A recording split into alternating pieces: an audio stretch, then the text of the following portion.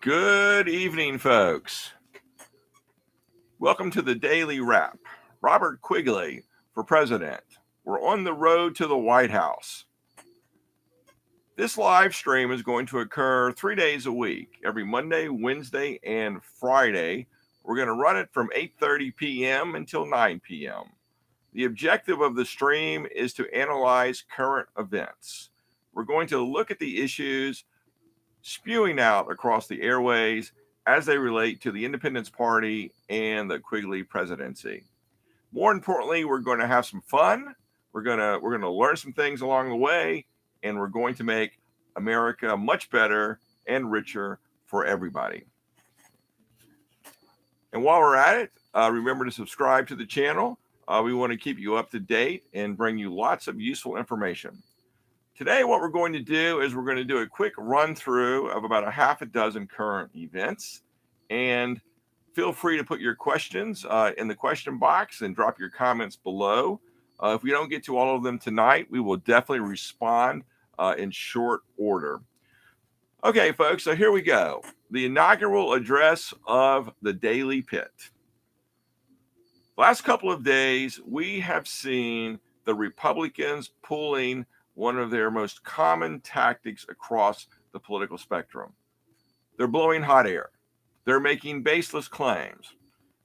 Last Friday, the Republicans in Pennsylvania went off to a local factory and decided to use that factory as a backdrop to show that they care for the American workers. Oh my God. When I saw that, I could not believe the absolute charade that was happening. If we cast our minds back to the mid 1980s, and for those of you who weren't alive, let me just point out a little bit of history for you. The Republicans ran around the country with their heads cut off, it would seem, and convinced the American public that the way of the future was to go down the road of international trade. And they did everything they could to convince Americans that America was going to be a much better, much richer country if we traded freely with the rest of the world. They didn't want tariffs. They did not want any kind of obstacles to trade with the rest of the world. Well, the Democrats, on the other hand, specifically told the folks of the day that what was actually going to happen was we were going to lower American living standards to the rest of the world. And not only that, we were going to hollow out American manufacturing. So here we go, folks. Let's talk about this from the independence point of view. What happened was we now have a young generation across the United States that really was never brought up or learned the world of manufacturing. If we cut China off today, the result would be catastrophe for most folks in the short term. It takes some time to reintroduce a manufacturing economy. The young folks and the middle-aged folks and the slightly older folks in America today, they don't possess the manufacturing skills. The older folks that did grow up in manufacturing are now fully retired. So, oh my gosh, we have put ourselves into a very hot frying pan and made ourselves vulnerable. So I just wanted to point those historical facts out in light of the current baseless claims the Republicans are making, which is they care about the American worker. Not for a minute, folks. Our answers, our future lies with the independents and the centrists across American politics. We don't have time for political slogans anymore. We must actually say what we mean and mean what we say. All right, folks, let's move on to the next topic. The United Kingdom, where I spent a great deal of time on my education, as you would know, if you've looked at some of the videos or looked at the website, has embarked on a political sea change. As everyone knows, since we've embarked on this campaign, we have been advocating the need to reduce the demand of government services. If we want to lower taxes in the society, the very best way to lower the taxes is to increase the number of business owners across America, increase the number of people that are self-supporting, and decrease the demand on government services. If we decrease the demand upon government services, that means everybody can receive a lower tax bill.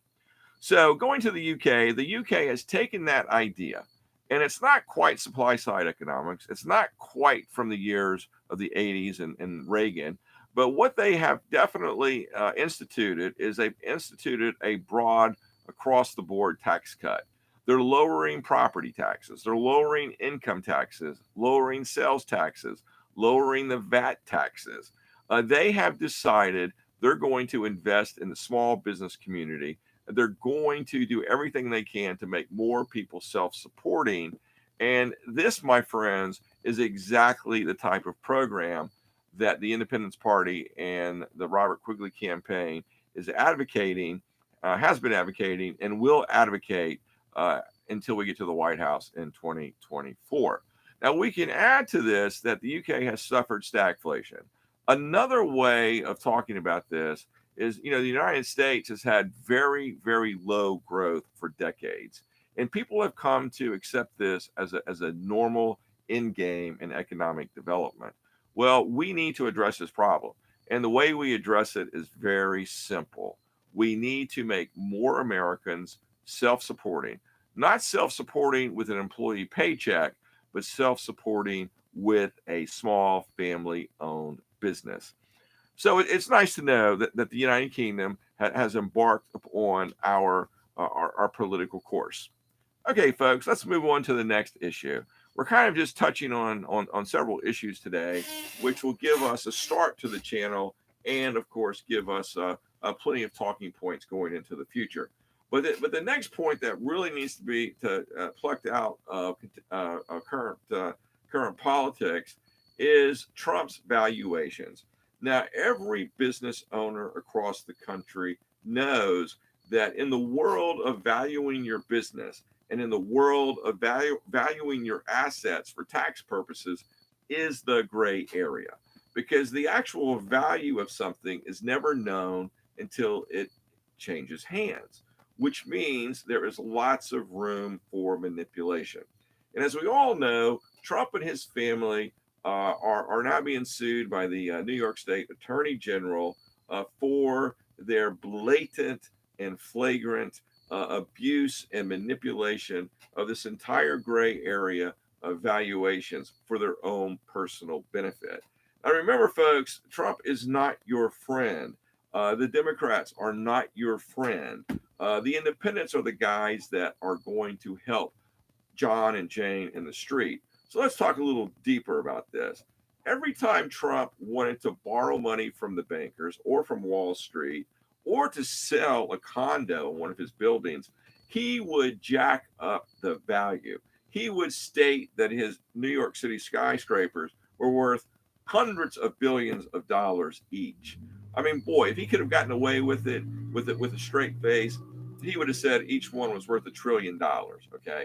And then that would allow him to charge an exorbitant price for those condominiums, for that office space. It would allow him to borrow huge amounts of money from bankers, from Wall Street, and so forth. However, when it came time for him to pay his tax to Uncle Sam, he would do a 180-degree reverse. He told Uncle Sam that those buildings were worth mere millions. Forget about billions. Forget about the hypothetical pie in the sky trillion. No, these skyscrapers are only worth tens of millions of dollars. And I mean, I'm exaggerating a little bit here, but I'm using the extreme numbers to point out what Trump and his family have been doing with their real estate empire. Okay, so they're telling the tax man there's no value in the assets they have, that they've made losses in the past, and by the time they subtract the losses from the value, they don't owe any taxes. So that's exactly how business owners, many business owners, not all business owners by any stretch of the imagination, but that is how business owners manipulate the tax man. In the case of Trump, the disparity in these numbers are so broad and so obvious and so flagrant that it's essentially fraud. And personally, I'm absolutely surprised that he was not indicted for that blatant intentional fraud. But nevertheless, that is a current event. We need to talk about that. In our world of small businesses, we're always going to find a disparity in these numbers, but by and large, the vast majority of the good folks across America try to get those numbers accurate. We know that 100% accuracy is not possible, but definitely the numbers won't be so desperately different that the word fraud doesn't comes to mind. So that's what I have to say about Trump on this particular day. So far in our first live stream, we have 2 strikes against the Republicans, and then of course 1 small strike against the Democrats. But their day is coming, so hold tight. Okay, folks, let's go to the next current event that we need to talk about. Russia. Russia is falling apart. Okay, let's go through a little bit of disclosure here. When Russia initially decided to invade the Ukraine, my network of friends in Washington, D.C., we sat around and we talked about what was the best way to proceed. What was America's best response? And what you see the Biden administration doing is exactly what Quigley would do when we are in the White House. The very best response was to supply the Ukraine with everything they needed to fight a war of attrition. It was very clear that Russia was way more bluff.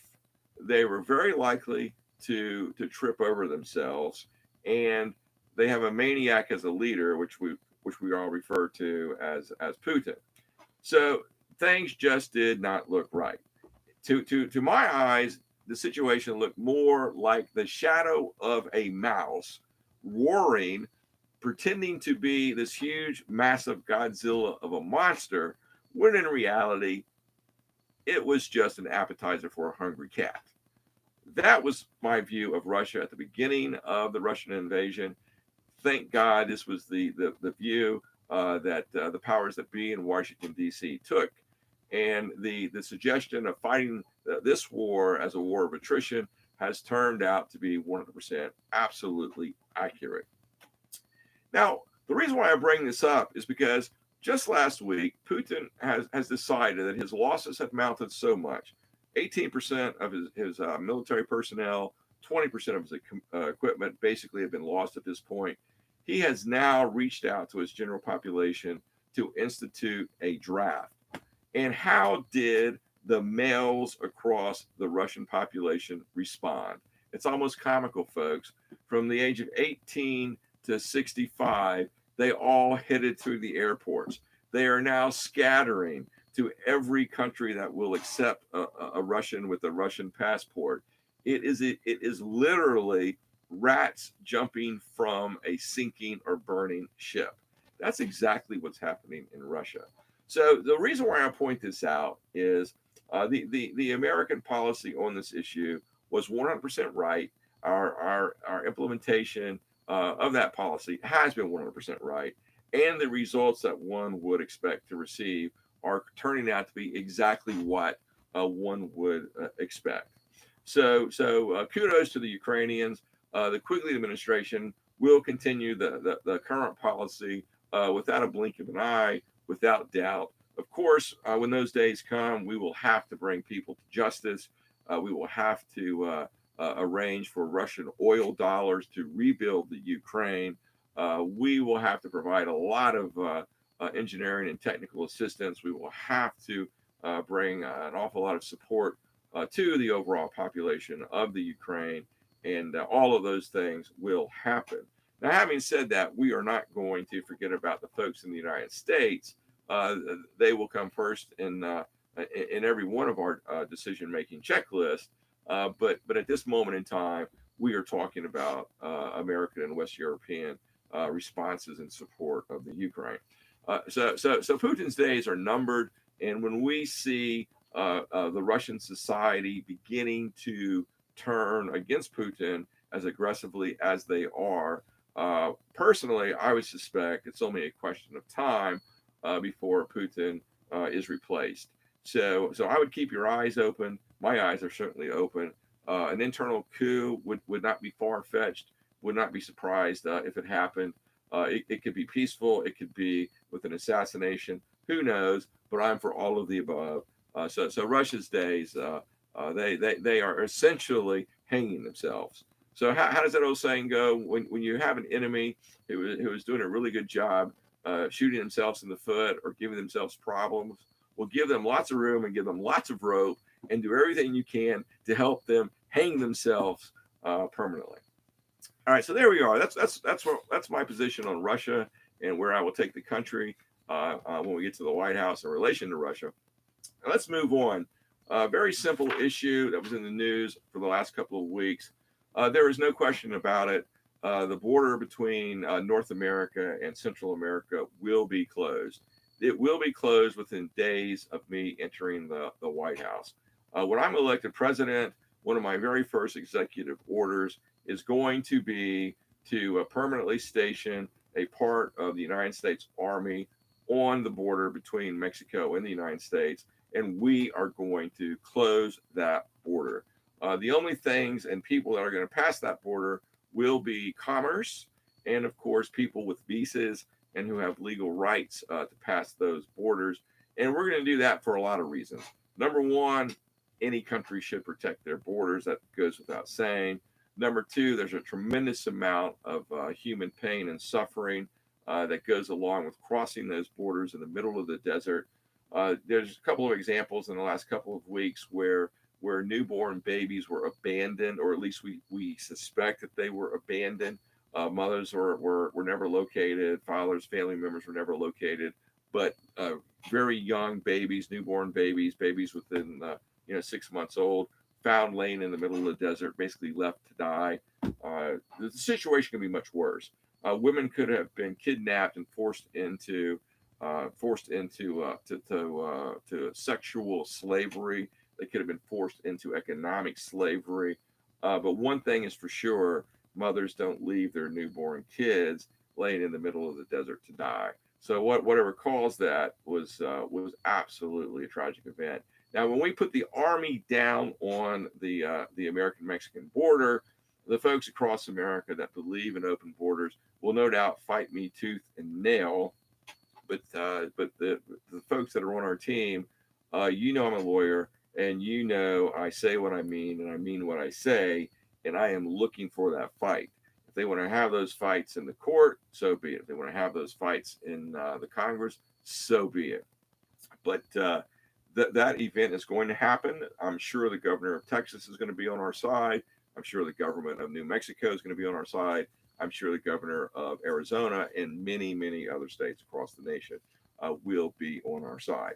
So that's going to be a new deployment for the United States Army, notwithstanding anything that may or may not exist in the legal system as it is enacted now. Tough decisions have to be made, and it's the president's job to make those tough decisions, and we will close the border. And then once the border is closed, we will process the millions of folks that have come into the United States illegally. If they've got a right to be in the United States, well, by all means, we will make sure that right is protected. If they have got ways to contribute to the United States, whether it's through an investment visa process, whether it's through a work visa, if they've got a legitimate contribution abilities, all of that will be taken into account. But we must first and foremost correct the wrongs of our forefathers. And whoever thought that an open border was a good idea could only be, let me say, could it be Republican business owners that really don't care about anybody but themselves? That's probably the answer. At least that's the one we'll go with right now. All right, folks, let's move on. We got to pick on the Democrats a little bit because, if we're an independence party, we can't take sides here. So let's talk about inflation. Oh my God.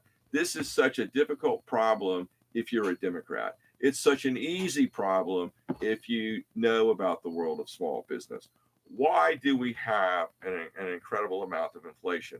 Well, a couple points. Number one, Asian manufacturing has been shut down. Reference the previous part of this conversation. When you close factories in Asia, in China, they can't make all the consumer goods that Americans need. There's going to be shortages. The people that are making the products are going to be able to charge a much higher price because the supply and demand imbalance has grown. Not only that, the Democrats have no idea how the Chicago Board of Exchange. They have no idea how speculation drives up prices in the commodities market and the usable futures markets. I'm not talking about gold. I'm not talking about the indices. I'm talking about things like oil, wheat, corn, soybeans, silver, all the industrial metals. I'm talking about a lack of knowledge on the side of the Democrats. They're really good at talking about the rights of marginalized populations in the United States. But talking about the rights of folks that are marginalized, although it's very honorable and although those issues need to be addressed, first and foremost, every president must look after the needs of all Americans. That's the priority. And in this case, we're talking specifically about Democrats and their stupidity about inflation. We have to bring inflation down. How do we bring inflation down? Interest rates have to go up. The amount of cash in the society has to come down. What is the calculation that we really need to use to figure that out? Here's the answer, folks, and I hope the Federal Reserve is listening because it's so simple and it's never been done in the United States, but we are going to do it when we get to the White House. We are going to task the Department of Commerce with calculating every single available product and service for sale in the United States. We're going to take that number and we're going to look at the money supply as it exists at this moment in time. We are going to do an historical research on that particular equation that I'm putting on the table, and we're going to look at it for the last 100 years. If we can look at it for the entire history of the country, we will do it. But really, it's the last 30 years that's important, because what we're going to do is we're going to take that calculation and we're going to figure out why the economy and inflation was so tame for the 80s, the 90s, the early 2000s, and the 20 teens. The answer to the question is there was a rough, solid balance between the amount of goods and services in the economy, the amount of free cash flow circulating around the economy, the number of people working versus the number of people not working. We had a balance that was going on in the economy. What we have right now with the Federal Reserve is we have a trial and error system. And that trial and error system is you basically raise interest rates until essentially the economy goes into recession and people stop buying stuff. Okay. Prices will either moderate or begin to come down. Okay, that's stupid. We're way beyond the age of having to figure this question out on a trial and error basis.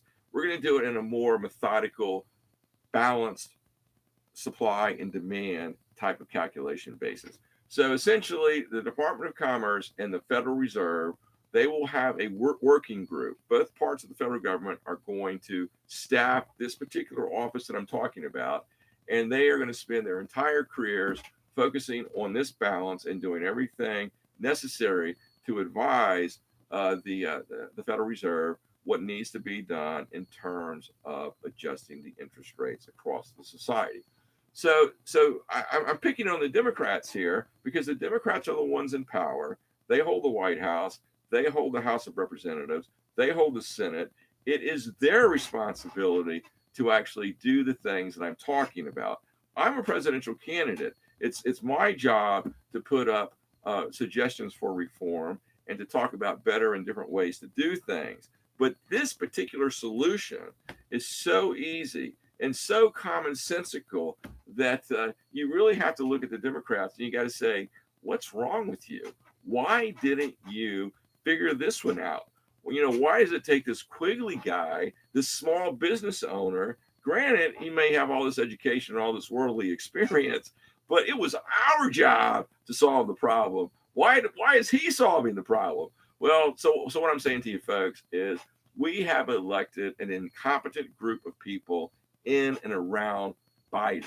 Oh my God, he's been in Washington, D.C. for 40 years.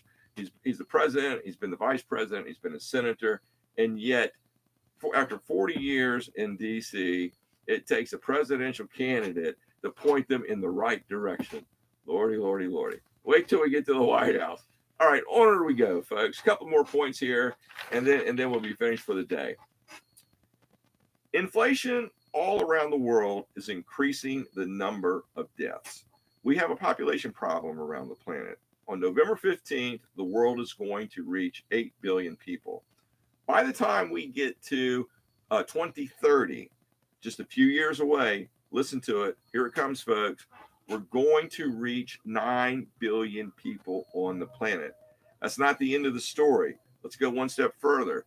By the time we get to 2035, oh my God, it's going to be 10 billion people on the planet. Folks, the planet cannot support that many people. Now let's come back to inflation. Inflation has driven up food prices all across the planet. It's driving up usable commodity prices all across the planet. It doesn't take much more than turning on your nightly news, looking at the international news, and we see poor folks everywhere falling by the wayside. Death is coming. The grim reaper is coming. Who's to blame for this? Democrats are to blame for this. They don't know what they're doing in the White House or in Congress. The Republicans are to blame for this. Republicans are so focused on lining their own pockets that they fail to spend 1 second thinking about their neighbors or anybody else in the community. Disaster has resulted from electing people that are not looking after America's best interest or the Americans' best interest. All right, let's move on, folks. Well, why is this? Why do we have this situation? It's very simple. As we get closer to the elections in 2024, we are going to see ferocious fighting between the Democrats and the Republicans. Right now, they're doing their very best to ignore me as an independent candidate because their strategy is if we don't talk about him, nobody else is going to talk about him. Well, they're going to be very surprised because as we go down this journey, we will be on many front pages of newspapers and media broadcasts across the country. What the Democrats and Republicans are doing is they are fighting with each other to occupy those 4,000 positions that each president must fill. They're not looking, they say they're looking after American interests. They're not looking after American interests. They get into these long, drawn out, ferocious fights because whichever party wins the White House gets to appoint 4,000, $100,000 plus per year salaried positions at the top of the executive branch of the government. That's what's been going on, folks. Well, let me tell you, this is not going to be the way of the Independence Party or of my administration.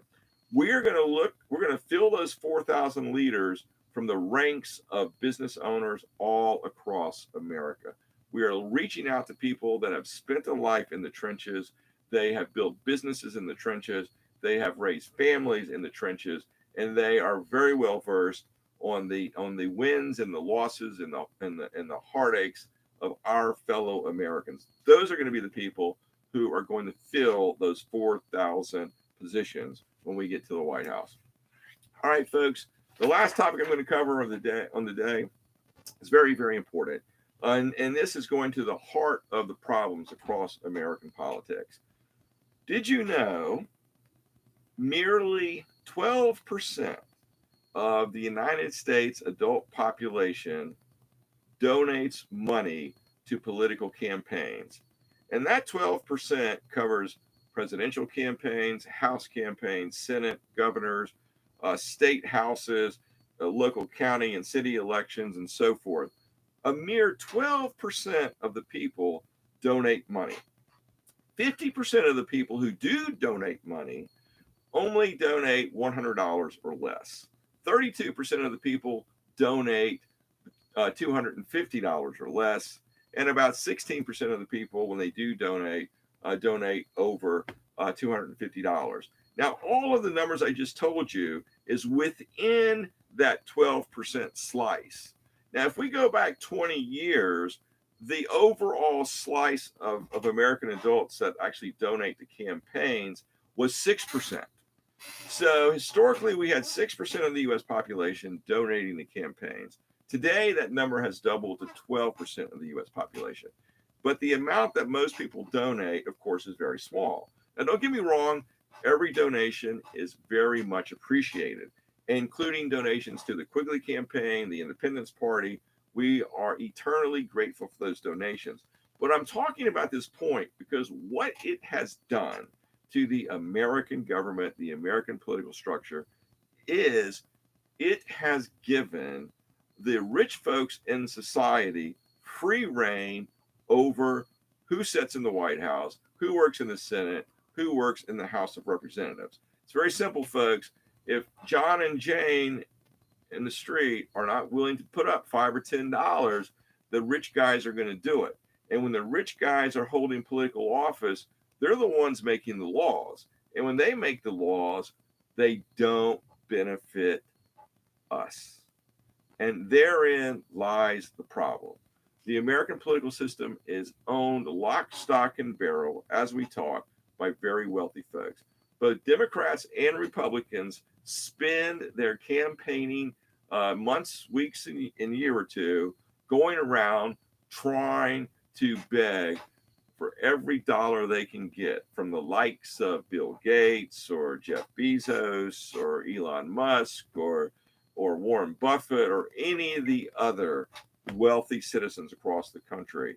I'm not picking on those people. I'm just using those as well-known examples. But essentially, this is where the idea of the 1% comes from, because it's absolutely true that in terms of the dollars spent, 1 or 2% of the U.S. population is the group, are the folks that are paying for U.S. elections at all levels. And when that happens, they're writing rules that benefit themselves and screw everybody else. So I point that out, folks, because of course I want you guys to donate to the Quigley campaign and the Independence Party. But more importantly, you're going to find folks that are running for the governor of your state. You're going to find House members you like. You're going to find Senate candidates that you like. You're going to have the county judges, the local sheriff. Everybody has to get involved. If we don't get involved, we become the slaves of the rich, both literally and figuratively. As one point of comparison, in the wonderful country of Australia, where I lived for 6 months, way back in the 80s, in my college years, it is mandated by law that everybody must vote in Australia. And if you do not vote in every election, and you do not have an acceptable, legitimate excuse, like you were confined to the nursing home bed or you were in the hospital or something like that, then there's a small fine that you have to pay. And if you look at the politics of Australia, you discover that the citizens are taken care of, the folks are doing relatively well, and the rich in their society do not control all of the political power. So there we go, folks. There's the first edition of the Daily Wrap. This is Robert Quigley. We're on the road to the White House. Please subscribe to the channel. Put your comments in below. Add your questions. We'll do our best to follow up with you. And until we meet again, which will be this coming Wednesday at 8:30, we'll put up the live stream again.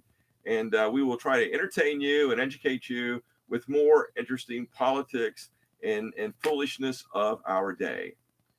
Until we meet again.